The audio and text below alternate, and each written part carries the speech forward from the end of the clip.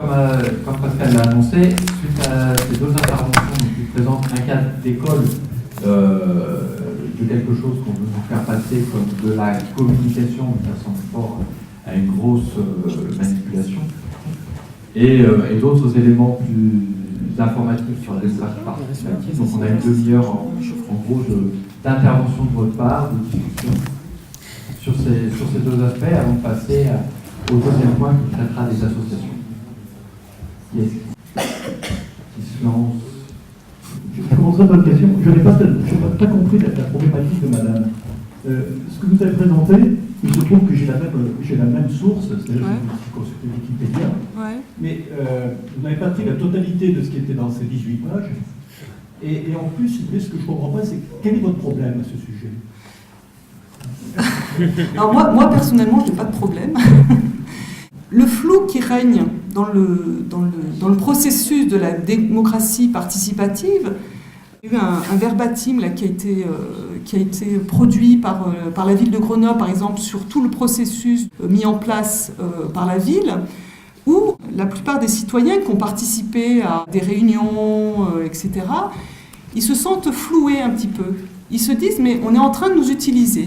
Pour dire qu'en fait, on est dans un système où on peut être convié à enrichir et à être dans le débat, mais la ville de Grenoble a une charte, la charte de la démocratie participative.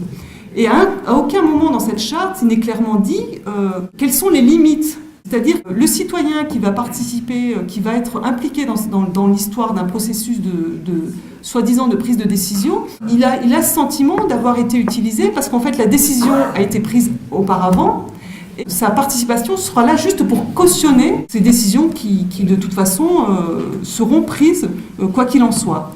Donc en fait c'est pour mettre le point sur quelque chose qui pourrait paraître joli mais qui est un peu piégeux. Mais par contre, il y a des systèmes de démocratie participative qui peuvent être des réussites parce qu'on se pose des questions, on sait ce que c'est qu'une consultation, quelles sont les limites de la consultation, on sait où on va, et on peut se retrouver dans ce système-là quand, par exemple, le projet n'est pas avancé. Voilà. C'était un peu pour caler un peu ces problématiques-là. Je suis désolé, mais ce n'est pas le cas de ce qui se passe actuellement. Ce qui se passe actuellement dans cette démarche qui a été proposée par la mairie, si vous voulez, je ne la retrouve pas dans ce que vous dites. Je suis désolé, moi j'ai aucun intérêt dans la partie de temps. La dernière séance qui s'est passée il y a la semaine dernière, dans la démarche, on a pris et retiré les propositions de tous les participants antérieurs. Bon. Moi je n'étais pas d'accord sur les conclusions qui ont été apportées ce jour-là. Parce qu'en fait, quand apparu sur les conclusions, si vous voulez, qui ont été apportées par la fameuse société, qui est une société aussi je vais dire, qui est venue faire du fric, hein, pour être simple, cette société-là a tiré des conclusions dans lesquelles la participation à Grenoble était uniquement information, consultation. Donc il n'y avait pas n'apparaissaient pas les actes essentiels de la participation, c'était ensuite, après la consultation, il y a quand même une co-élaboration et enfin une décision. Donc en fait, le véritable péché, si vous voulez, le véritable déficit de participation ou de démocratie participative à Grenoble, c'est pas la première partie, celle que vous avez volontiers, je vais dire, pastichée tout à l'heure, hein, ou volontiers moquée. C'était pas cette partie qui est la plus déficitaire. La partie qui est la plus déficitaire, c'est la co-élaboration de la décision et la décision elle-même. C'est là où il faut, je vais dire. Et puis ce que je vous regrette, si vous voulez, c'est que parmi les participants dans cette dernière séance de la mairie, il est dommage que les idées nouvelles que vous proposez, sur des idées critiques, j'allais dire porteuses, n'aient pas été émises. Il y a eu simplement un consensus très gentil en disant que tout le monde était d'accord sur les conclusions. C'est intéressant que vous témoignez d'une participation au processus, alors. Exactement. Je pense qu'il y a d'autres personnes qui pourront prendre la parole justement sur ces aspects-là dans la salle. Moi, je vous pose une question, c'est que est-ce que la condition essentielle, c'est pas aussi d'avoir une autre institution? C'est-à-dire que c'est quand même le rôle du maire qui est l'exécutif, et si on ne remet pas ça en question, ben, c'est quand même toujours le maire qui décide en dernière analyse et qui représente l'exécutif. Et souvent, je me dis peut-être ça serait intéressant quand même d'oser par rapport à des projets urbains, même pas forcément des petits projets, mais qu'il y ait au moins plusieurs scénarios, dont un fait par les citoyens, mais avec des moyens, pas un truc de bricolage, c'est-à-dire vraiment un scénario qui soit fait avec une véritable contre-expertise et des moyens corrects, de manière à pouvoir poser ça comme dans le débat contradictoire. Ce qui, je ne sais pas si je me fais comprendre, mais moi ça me paraît très intéressant qu'il y ait au moins que nous, on réclame cette procédure à chaque fois. Parce que sinon, c'est le conseil municipal, bon, moi j'y vais, c'est au conseil municipal, c'est souvent une chambre d'enregistrement, et je suis sûr que s'il y avait au moins 2 scénarios proposés dans les délibérations, avec l'avis des habitants, et on peut interrompre un conseil municipal et donner la parole aux habitants, ça serait 1000 fois plus intéressant. Je t'arrête juste parce que ça va être le dernier point de la soirée, sur le conseil municipal. Oui, ce que je veux dire déborde de l'aspect municipal, mais ça concerne beaucoup la démocratie.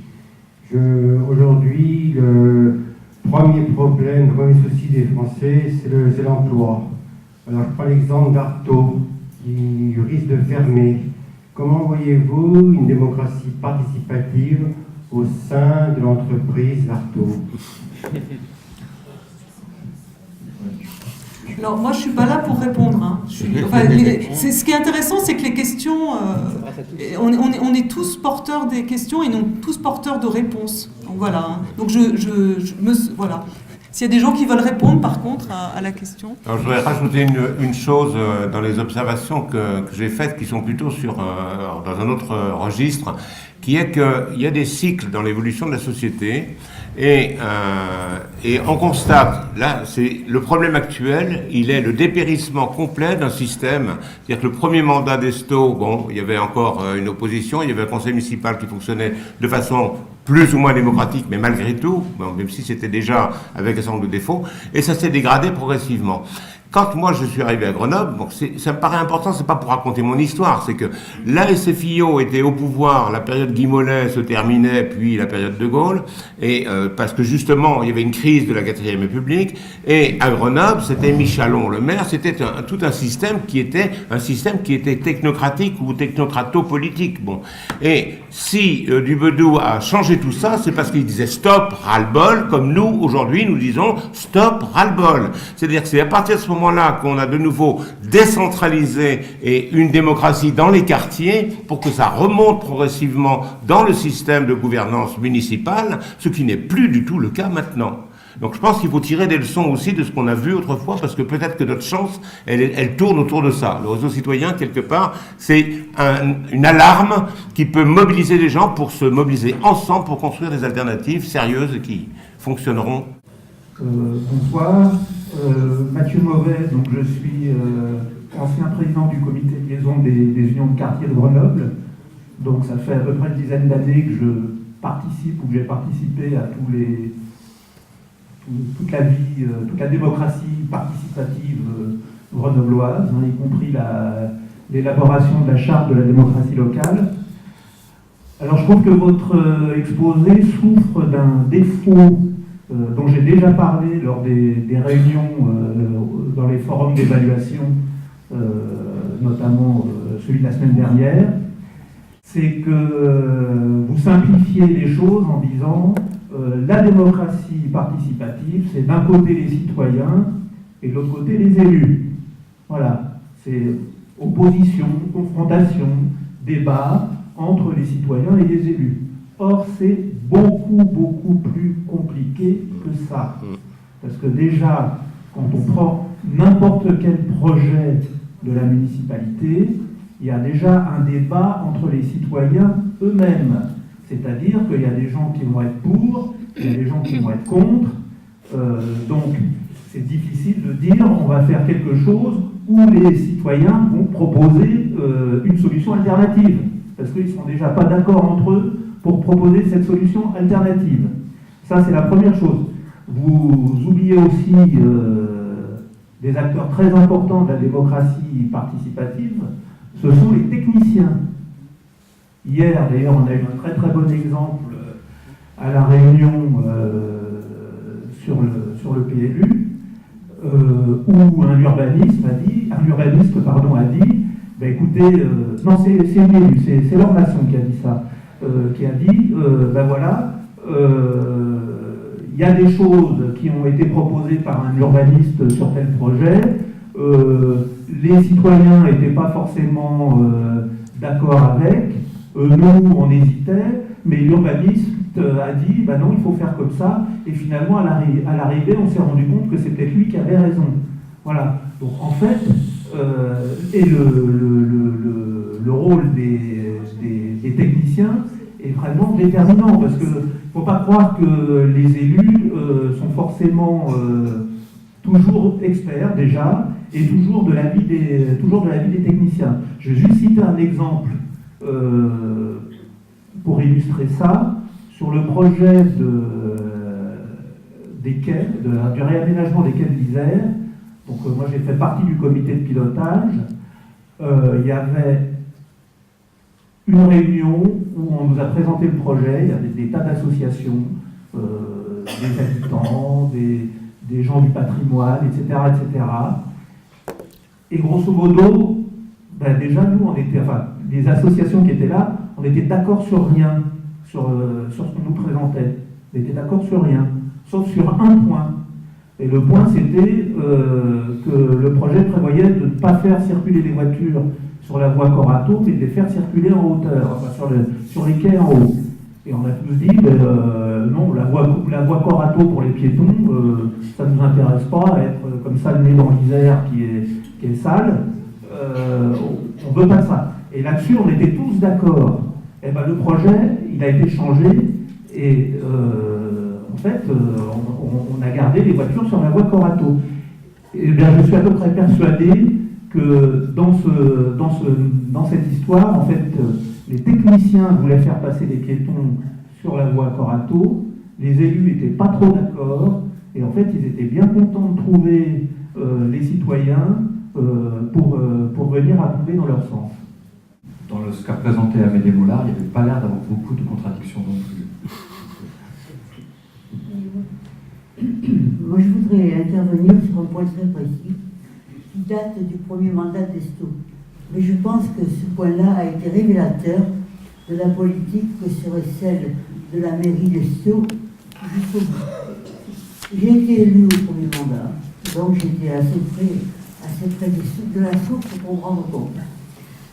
On sait que Carignan avait été envoyé en prison parce qu'il avait vendu le service de l'eau à la Lyonnaise des Eaux.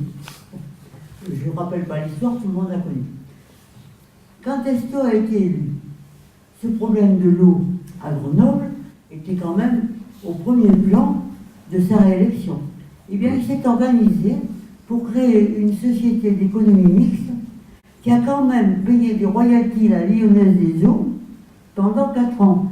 Et il a fallu presque autant de recours contre cette association, je ne sais plus comment elle s'appelait d'ailleurs, contre cette association, pour revenir à un service vraiment municipal. Et je pense que ce fait-là est révélateur de tout ce qu'a été par la suite la politique de la municipalité d'Esto. Et parce qu'elle est actuellement encore plus.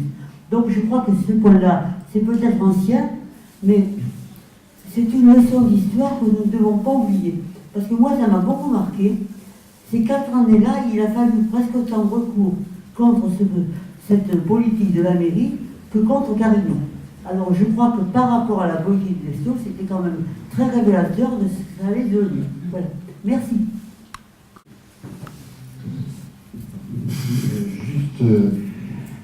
Il me semble que la discussion sur la place et le rôle des associations, je ne suis pas convaincu que ce soit par l'angle de la démocratie participative qu'il faille l'aborder. Je me présente Madame Anac, habitant de la Villeneuve, engagé associatif. Parce que la question de l'association dépasse largement la question de la démocratie participative qu'on peut considérer souvent comme un leurre ou comme un gadget ou comme un appât ou comme un hameçon.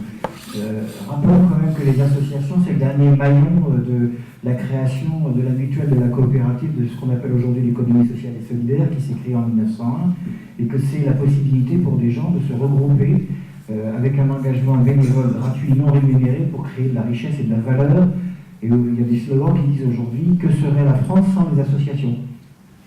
Regardons le parcours qui a été fait et proposé par les associations depuis la loi 1901. Il n'y aurait pas de crèche, il n'y aurait pas de cul, il n'y aurait pas de bibliothèque, il n'y aurait pas de crèche familiale, il n'y aurait pas ceci, il n'y aurait pas cela. Et la création associative est immense et immesurée. Et je pense que la question qu'il faut poser, c'est la question d'abord du vieillissement du fait associatif, de la dérive du fait associatif, mais que quelque part quand même reste de l'engagement bénévole volontaire pour transformer la société. Et avec la démarche d'éducation populaire pour rendre les gens compétents de façon à ce qu'ils puissent peser sur la décision publique en amont de la décision. Et que la vie associative, d'une manière ou d'une autre, doit contribuer à la co-construction de sens politique. Et je parle bien de co-construction, c'est-à-dire que quand il y a des habitants qui se réunissent pour questionner, pour gérer la question de la petite enfance sur leur quartier, parce qu'il n'y a rien, ils deviennent des acteurs politiques très forts et ils sont obligés de se former pour comprendre les rouages. Quand nous, sur le quartier de la Villeneuve, aujourd'hui, on se pose la question de la rénovation, il est clair qu'on est obligé d'apprendre l'urbanisme, l'architecture, etc., et qu'on est obligé de travailler ensemble là-dessus.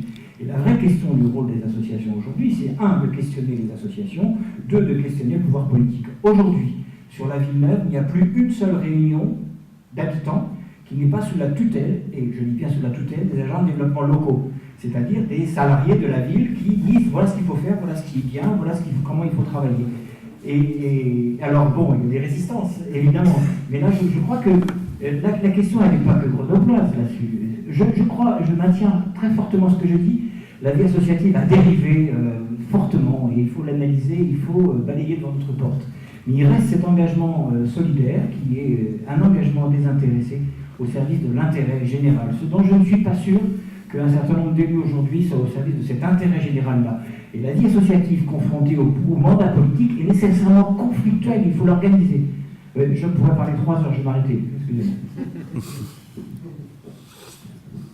On reviendra sur le rôle des associations dans le deuxième pièce derrière. Laissez la parole.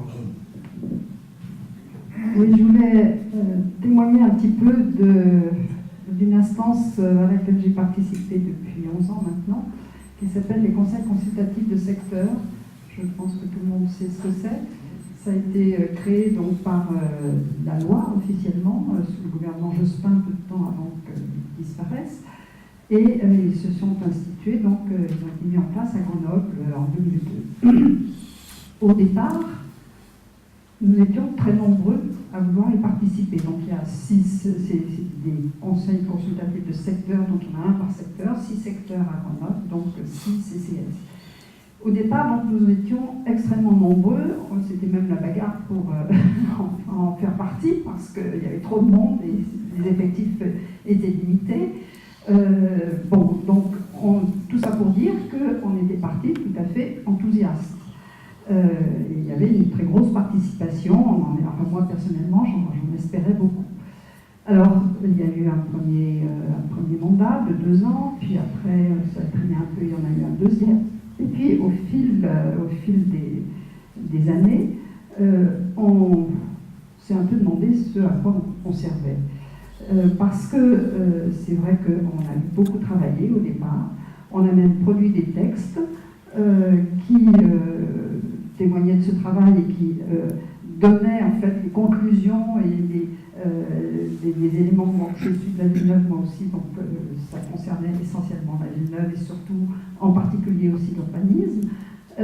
Et on a en particulier, pour un exemple très précis, écrit un texte très clair qui a été voté, disant qu'on refusait toute destruction, démolition dans ce quartier. Petit à petit, on a mis ces textes au chaud ou au froid, je ne sais pas, plutôt au froid.